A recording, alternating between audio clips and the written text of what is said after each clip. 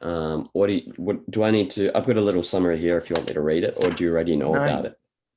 I pretty much know about it. Okay, Unless what you are have your a cause. thoughts? Um, Intuitively, I see it in myself, Right. but it's hard to say what it is other than it's related to, I think, sleep in some way. It seems that all creatures need sleep, even jellyfish. It doesn't really make sense, but it seems to do with efficiency of thinking or efficiency of sensory processing, something to that effect. And it would seem that I don't know why it would happen, just that it happens that it gets harder to efficiently think over time. Right. It was based on I'm looking here at this paper, and it was based on a 2011 study called Mm. Extraneous Factors in Judicial Decisions. And they found that, I'll read this to you, describes the impact of decision fatigue on parole boards deciding whether to grant freedom to prisoners. We find that the percentage of favorable rulings drops gradually from about 65% to nearly zero within each decision session and returns abruptly to about 65% after the break. Meaning, when judges are working, as they're working, the rate of favorable rulings drops from 65% to zero. And then when they go take a lunch break, it jumps up again statistically. And this is our findings suggest that judicial rulings can be swayed by extraneous variables that should have no bearing on legal decisions.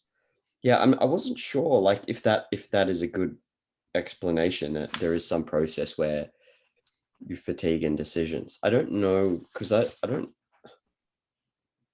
Yeah. I wonder how much of that, the issue that the reason I wasn't sure is because I definitely noticed, like, in the past, if I was told about decision fatigue, I could use that as a rationalization. Whereas it may be the case that it's some other mechanism, and it's not, and then you just use that as a reason to go, I need to go watch 2 movies now in order to Yeah. refresh my mind.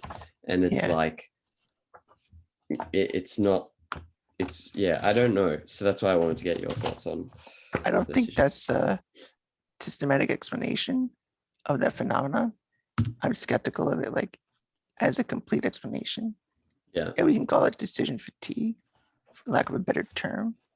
But I suspect it's fatigue of memory consolidation. So I'll explain it this way. You have working memory is just what you're thinking about in a particular moment, Yeah. like what you're manipulating in your mind. Like right now, your working memory is dealing with the concept of decision fatigue. You're working with those concepts, and your mind can only, also the crow, is how much you can handle right now that you're focused on. That's what we're talking about. So over time, you're trying to consolidate into your longer term memory. All the stuff you're hearing, you're trying to integrate it to the rest of your memory. That's pretty a natural thing. And over time, it gets more difficult because there's more and more information you're dealing with. So you can think of it like analogically as like you're trying to sew things together, but they're not perfect yet. They're like frayed edges right now. You're just quickly integrating, but you need rest and sleep for those to integrate and consolidate into something. So the longer you're awake, the more loose ends there are. And the more loose ends, the harder it is to think.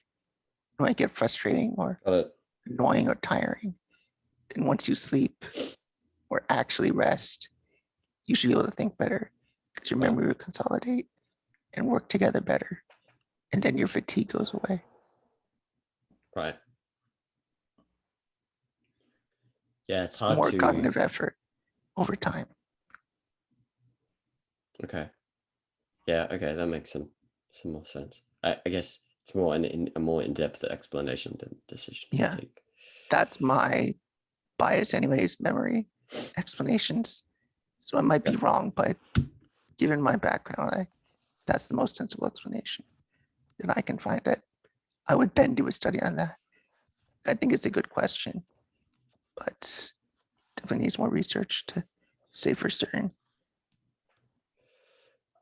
Going to reason as man's basic survival. I was trying to do an induction for that, and then I got stuck on how do we get to the point of broadening the concept of survival to include flourishing? Because like, if I look at the things I do, then let's say I play a video game with a friend, I write a short story for myself, I watch a YouTube video.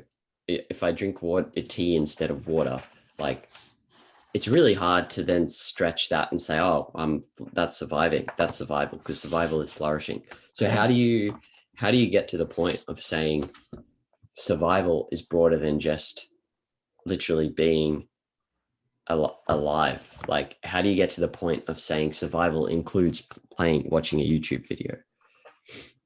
Um,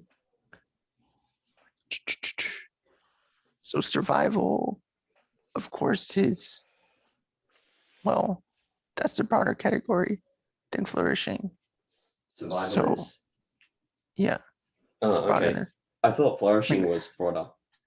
I would say not, because I mean, survival is just in general of being alive Right. as a general category, and flourishing is a specific Ah, way to be yes. alive. Right. So to begin with, we might want to define our terms better. To what's our main way of thinking about this? So how are we distinguishing flourishing? I mean, survival, I mean, maybe something more specific than just a means of living, a means of existing. So what can we do to be more specific even of what we're talking about?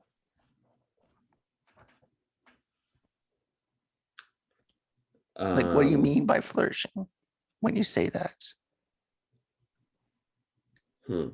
Just I'm gonna guess, because I don't know. Sure. Maybe like living in accordance with your nature. Yeah, I think that's the Because right idea. I remember this thing about Aristotle talking about a giraffe, and the giraffeness in a giraffe is its neck and its tallness, something like that. So Yes. the taller and the more leaves the giraffe is able to eat, the more giraffeness it has. Some reasoning like that he had. So I guess for a human, it would be similar. Like, what is our, maybe it's you would say it's to reason, and so for us it's like to flourish is to then have more humanness in you, something like that. Yes, I think that's getting on the right idea. So what is that being distinguished from? So we got flourishing is a working idea of it. What is that distinguished from? Like, what is that compared to? What's an example of something surviving but not flourishing? Oh,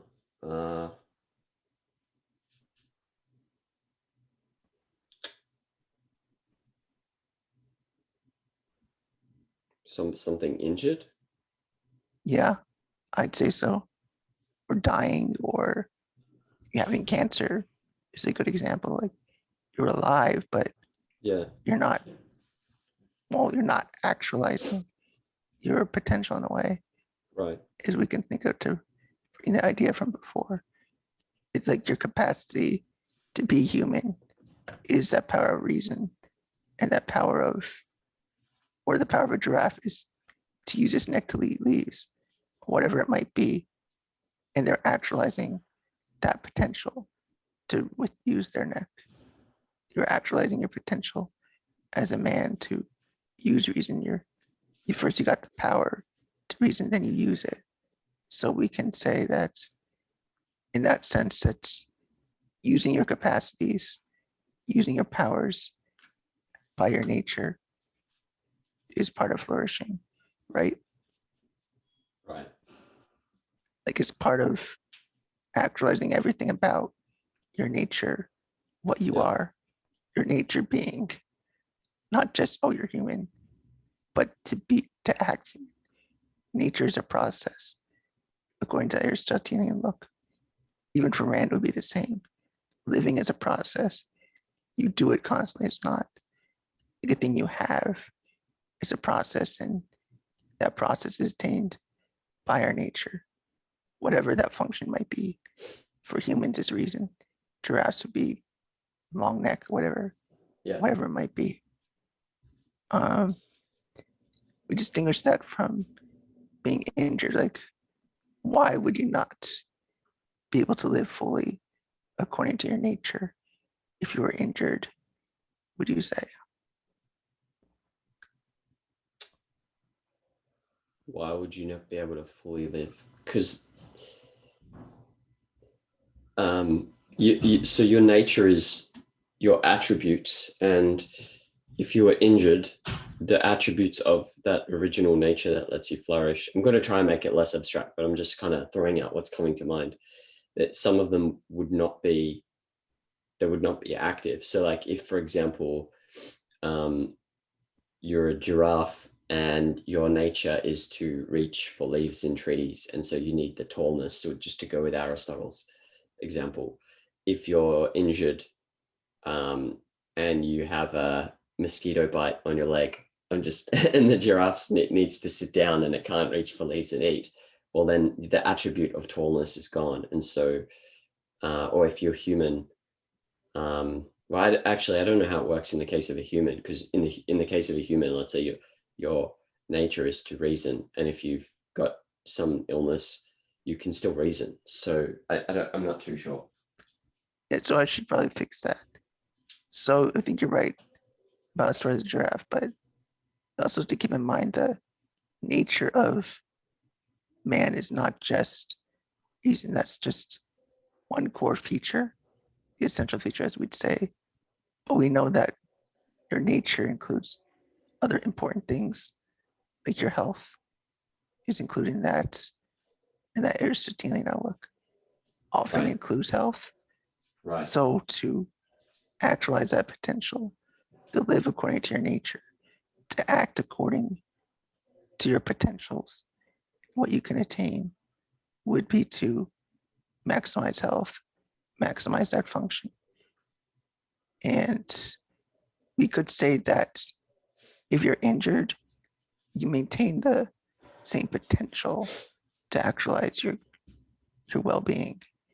You maintain that potential, you maintain the power, but you haven't attained the actualization of that power. You haven't attained the actualization of health. So you're in some way in this pre-state of flourishing, like you have to actualize your flourishing because you're not there yet, but you have the power to get there. But you can see you're not there because you're not functioning at this, what your end is. And like according to your your your final end or final cause, which is just the sake of flourishing and living, for the sake of living. So it does get a bit complicated, but the main idea is that flourishing is supposed to designate about um, going to the fullness of your nature, actualizing those powers, not just the potential to get there, but actually operating by, say, your health, operating by your reason, operating by the social environment you live in. So, okay, yeah, I think you're saying that in the case of flourishing, it's more than just reason. Like reason is an essential feature, but so maybe you could say reason is necessary but not sufficient. Is that? Yeah, because you can think of your nature as something functional. It's not just are you reasoning, but are you functioning according to your nature as a human? Are you actualizing what you need to live by your nature, to live with your powers? Like your powers being like your senses, your ability to think, all those things you could do, but might not necessarily do. But like How it's would all about you actualizing.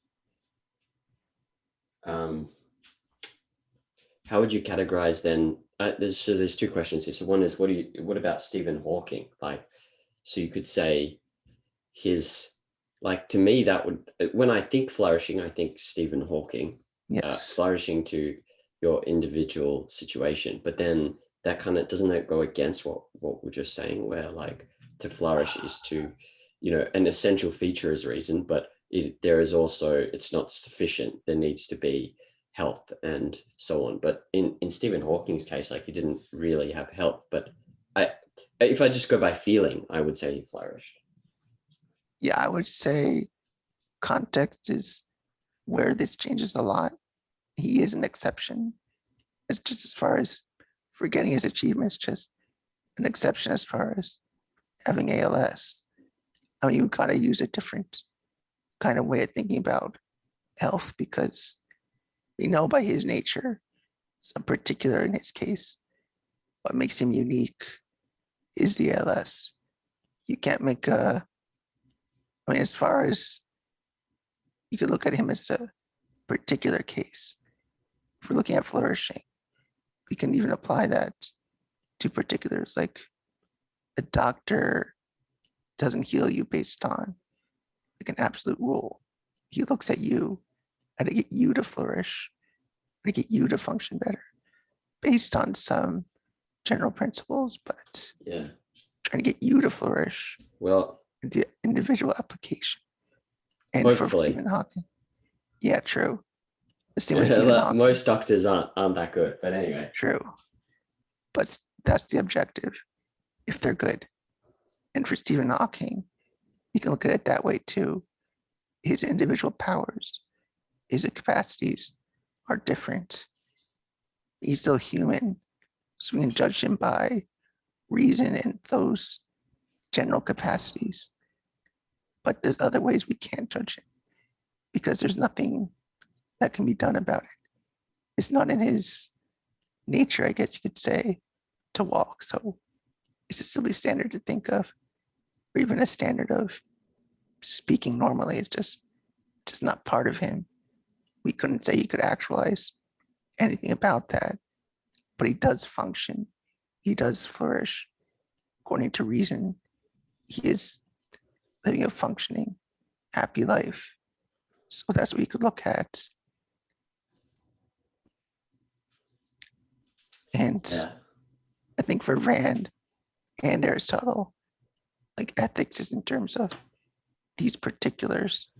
Like, yeah, sure, we got the general principle, but then we have to look at the particular people that are different for their individual context and specific circumstances. Okay. What about, when people talk about, let's say, Jeff Bezos and he's got 80 billion or 120 billion now, you're like, oh, he doesn't need that. Like, that's ridiculous. You don't need that. He only needs 1 million. Like, he should give all of it away. And so that kind of line of reasoning, right? What is that like in terms of, is that net talking? What's implicit in that, in need? Is that the kind of different standard of survival, or what? Yeah. Could be standards of society, standards of deserving, could be jealousy. I mean, it depends on the type of viewpoint they come from. I think the usual idea is that something like jealousy is like, well, I couldn't use that. I could never need more than that. I just need 1 million. So he could just need 1 million. Why does he need more than I need?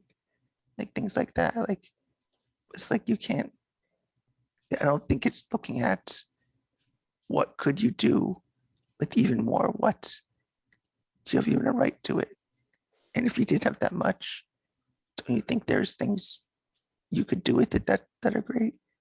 And why are you judging what's great or not? I mean, it gets complicated, of course, because it shouldn't be about need. Do you need the money? Well, there's a lot you don't need in that same sense. I mean, if you don't need it, I mean, money has uses. I mean, if he doesn't need, I'm just thinking that ideally he should spend it on things or grow things of value. And I could say that. But I think you're just saying he doesn't need the money. It's not thinking about values. He needs the money for what? You don't just say, so he needs the money or not. There's many ways to spend money. And if he was investing it actively, then you would say, yeah, he needs it. He needs it to invest in his values that he cares about. Yeah, there's probably a lot implicit in that, like he doesn't need it. Just that they're saying he doesn't need it, almost like saying he shouldn't value the things he values that he uses that money for. It's basically what it's saying. If he spent There's it on different things. Yeah, Yeah. it's you were getting at something. I don't have a concept for it though, but it's how can you, it's hard to prescribe, if you don't know what he's capable of investing or creating. And so just like Musk, when he sold his companies, Elon Musk, so when he sold PayPal, he put everything into no, when he sold I forgot, whatever, there was some company before PayPal, and he put everything into this banking company that was eventually merged with PayPal. But he like risked everything on that. And you'd be like, let's say you looked at it before he risked everything on that. You could say he doesn't need that much money. Like he sold a company for 30 million. You don't need 30 million. You could get by on one. And then when he sold PayPal, he then put everything into Tesla and Yeah. into SpaceX. But before he put everything into SpaceX and Tesla, you could have been like, he doesn't need that much money. That he could get by with 500,000. It's ridiculous. He doesn't need 50 million. And so you could probably, I don't know what it's like you're applying. Anyway, I don't have a concept for what it would mean I to don't say, either. yeah. Yeah, that's the idea. That's what I'm getting at. I'm going to skip this inductive inference thing, and there's something else. I'm just trying to think. Oh, okay. Maybe because we've got like 15 minutes. Let's see. Oh, actually, let's go to this one, and then I will. Yeah, okay. We'll just go to this. Impulse is either rational or irrational, depending on the broader purpose. I was trying to work out like when am I acting on the principle of rationality, and when am I acting? So it's an either or, right? Rationality or emotionalism. There's no other alternative. I'll go with it for now. Okay, well, tell me what else would there be? I I'm not actually agreed. sure. I ended up agreeing with that because I was like, yeah, okay, I can see Or that intuition, either I but I act can't on come up with an emotion. example. I don't have an example right now. So I'll go with it for now because I The, can't think of a counter. the only tricky aspect to this is that you can act on a habit, which is I would let's just go categorize that as emotion to simplify it. Okay. And the Sure. habit is a result of reasoning from 5 years ago. Yeah. And so that reasoning could be rational or it could be irrational. And so you could do things where it doesn't seem to have a thought process behind it, but it's based on past reasoning. So in a sense, I don't know. I guess you could call that, Yeah. uh, well, I guess it would depend because it's not like you can look at someone in any given moment.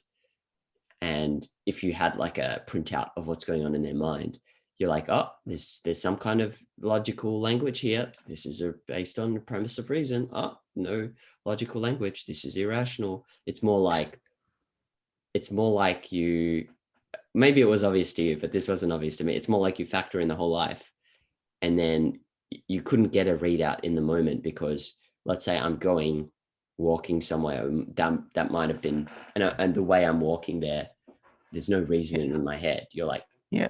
well, that could be based on a process of reasoning I made 10 years ago, right? Yeah.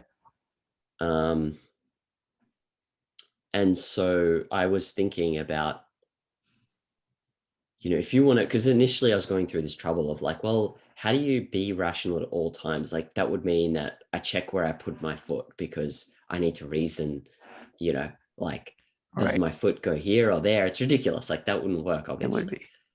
Um, and then I thought about like, okay, well, I have set the frame. Like if I could think about it this way, I've set the frame. I'm going to walk to the kitchen. And so it's almost irrelevant where I put my foot. The point is the abstraction of Right. walking is applicable. So I'm walking to the kitchen. So that in that sense, I've reasoned that. And then the whole process of how I walk, the steps I take or whatever is there's no reasoning in the walk, but the reason has set the frame, if that makes sense. Yep, it does. And so then to extrapolate from that to let's say you're sitting down and you're working. If you planned your day to study and you gave yourself 4 breaks, but you started going like, all right, well, I'm just feeling like I want to take a break now. And then you start taking a break and you start doing things you didn't plan. I would say that might be irrational. But if you set breaks and you took the breaks and you did whatever you wanted in the breaks, that wouldn't be irrational. Do you think that's a reasoning? What do you think of that reasoning? I think that's fair as long as you can actually justify that. I mean, of course, you could easily rationalize that, but I generally agree that breaks in a real sense should be without boundaries, like in the sense that there's no rule of what to do or not to do other than just engage in something else. In that sense, I think it's fine, but to know if it's rational or not, it just is a matter of just observing what happens when you do that. You can't just go based on like armchair reasoning there. I think at some level you need to see what are the consequences, what occurs when you do this. Just look at the evidence in front of you, the observations. That sounds fine, but it's not easy because the consequences can you hear me well? Yeah, Yeah, I can hear okay. you. The consequences are not always short, like they're not immediate, they're long range. So I don't know. True. You take a certain action and it's really hard to tell, like going forward over a year, if I keep repeating this, what happens to me? Yeah. How do you solve that? I don't know how you can, I can't, I mean, the question of how you solve that is partially philosophy, but the problem is it's not always obvious, even in philosophy, like to make the long range consequences concrete. They're not obvious to me anyway. Yeah. I mean, I could see an inclination just sit down and reason about it. But I think oftentimes with that, knowing what's rational or not has to do with you got to talk to someone who's been through it. Otherwise, the only way is just try it and hope it works. It's better to observe something that has happened or someone who's gone through it. I think that's really the only way, unless you just want to rationalize. You just sit down and think, you can come down with an answer. But if you have the option, definitely go to a person who's done it before. That's your evidence. That way you don't need to experience it firsthand. You could just say, here's what happens if I were to do this.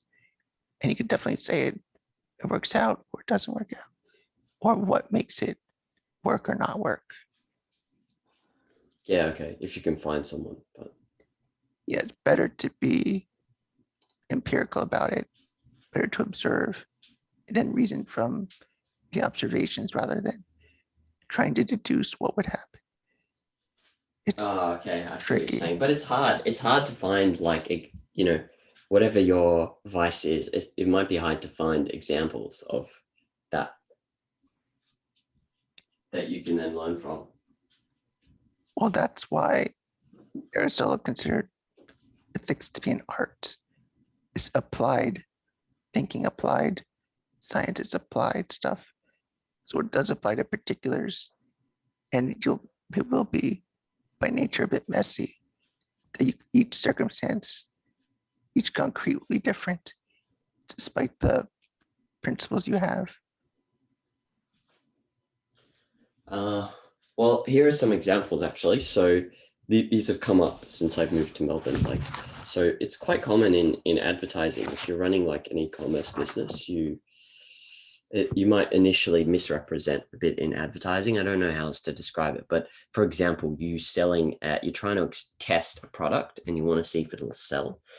And so you put on you sell, let's say, pants, and there's a tiny logo on the pant, which you show in the photo, and it's like your brand. But in reality, because you're drop shipping it from China, Yeah, or if I copy Trump, China. If you're drop shipping it from China, then it will be sent without the logo. So you've put the logo on the photo, but Yeah, I've there's seen no that. actual logo in the manufacturing. And yeah, me too. That people do that because they feel like I've got to show that it's my brand, but I can't afford the minimum order quantity, so I've got to drop ship it, and they're not going to custom make it for me, so it won't be as represented the photo. And it's difficult because I get the person who's doing it, that they do seem to have a reason to do it, and they also, like to them, you've got to do that to start having some sales to see if it works, and you can change it later, and you can always refund your customer if they don't like it. So that's how they see it. It's no problem because you can just, if someone's angry, you just refund them everything. But then it's really tricky because there's so many things like that where you're like, if you're like, well, I've got to be honest, I can't do it. It actually starts to seem impractical to work. But at the same time, it's very difficult to see what long range consequences of this are too. Like, I have no idea. How do you, like, obviously you can isolate one factor, which is customer response. And you're like, yep, customer response is fine. So this is working, but is it working? Like, if you look at a whole life and all the complicated interactions that happen, like, is this, are you able to even think properly about this strategy by fixating on one thing, which is customer responses are fine? I I don't know. I don't even know how to think about that well. It's even with the virtues, like there are a lot of examples like this for me where it's not obvious, right?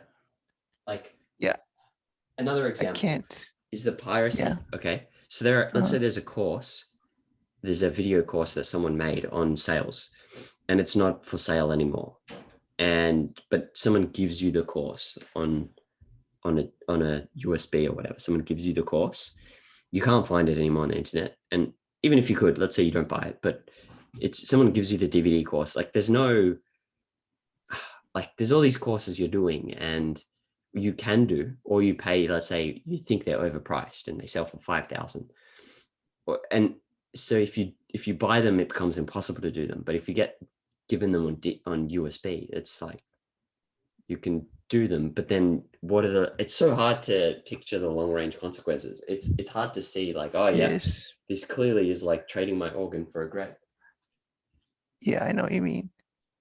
Um, it's hard to give a quick answer, but I think the best answer, well, not an answer, but a way an explanation would be thinking about the psychological consequences to you as an individual, or what does it mean to be thinking in this manner, to decide to do those things. I know that's not an answer. It doesn't say whether each of those things are right or wrong, but that's how you look at longer term things that might not be so obvious, might lead to in the future. But you can at least know, what does it require you to think now? And at least that much you can think about. The rest is really hard to reason about, and it's almost impossible, I think, to really think about like what was happening to you. The usual sense of, if nobody knows, what's the harm? That sort of thing. But it gets hard because I think you have to think in terms of, what does it mean psychologically to do so? Not just what happens to people, or what happens to your money, Well, or things like that. I mean, I can see that, okay, this is an issue in terms of like, um, independence tells me I should work in a field of endeavor, like a rational field of endeavor, and I should be producing things and, you know, improving them and then trading the values I produce for what I want. That's what independence is. So I can see there's an issue there. There's an issue with um, integrity, because then I'm not acting, let's say I believe in the rational virtues and I'm not acting in accordance with the rational virtues. I can see that there's issues here with, like, so I'm being dishonest because I'm misrepresenting my product in the case of the advert. But so the problem I'm having is, okay, I get it. And I can see there's a contradiction, because I can see on the one hand that these virtues are supposed to help you. But then when I look at some of these things, I'm like, well, it seems like in this case, they don't help you. You know what I'm saying? Like I'm seeing a contradiction and I can't resolve it. So I see that if you do these things, like you're compromising on virtues. But then on the other hand, I see that if you don't do them, it's like you're missing out. At least that's how I'm just not at, I'm not at a point where I'm Yeah. able to like resolve that. Yeah. And so as far as psychological impact goes, like I thought about that too. I Yeah. spent like a while thinking about that. And I was like, well, okay, well, if I don't buy a course, it means I don't value it for that much. And I went through all this reasoning of like, and then I remembered when I bought a course and I still didn't value it that much. I'm like, well, okay, I'm just trying to stretch. I was constantly trying to stretch to find reasons to show why it's psychologically bad. But if I'm honest, I just can't see it. Yeah. The best example I could use is like academic papers on any subject. Usually the publishers like charge you like $30 if you want to read it. You have to just buy it, but almost every time you could email the author, they'll give it to you for free, a manuscript that they legitimately can pass around. And it's almost better to, there's ways you can ask and even like validate the person doing it, create a rapport with the person who actually did the work, to actually interact directly with the creator of it. And things like that could be worth thinking about. But I know it's a very different example than, say, pirating. That's academic papers are very specific, so it doesn't have as much wide range impact. Right. But it is a way to think about how you interact with people, how you acquire values. It's not just buy or pirate. It's something you could just ask the person and they give it to you, and you say, what are the virtues of that? Or what are the other ways to acquire? Are there actually better results of doing it that way? Are there different ways to do it that would actually be better in all regard, not just like add a third option? Is there a third way to get this that might be more in line with flourishing or with virtues or whatever it might be? That's part of the reasoning process. I might not be able to answer the pirating example with that, but it might help with other tricky examples. Right. Yeah. Okay. I haven't been able to even to flesh these out in like concrete Yeah. detail of what happens. Yeah. Yeah. Okay. All right. Well, next time I might bring up maybe we can go through, I'll show you quickly before I go. I'm going to paste it here. See, I'm copying from this book. Go through, these are all concepts rather than mental models, but maybe we could go through some of them and see if we can actually, what's worth keeping, what's worth throwing out, and integrating that with philosophy. But you can see all these. Yeah. Cool. Yeah, that's good. And then trying to integrate them into thought processes like habitually, seeing if that's worth it. Yeah. All right. Well, I will be in touch. I have to work out my schedule for the week, and then I'll be in touch with you. All right. No problem. Cool. I'll speak Good soon. talking. Likewise. Yep, bye. All right. See you later.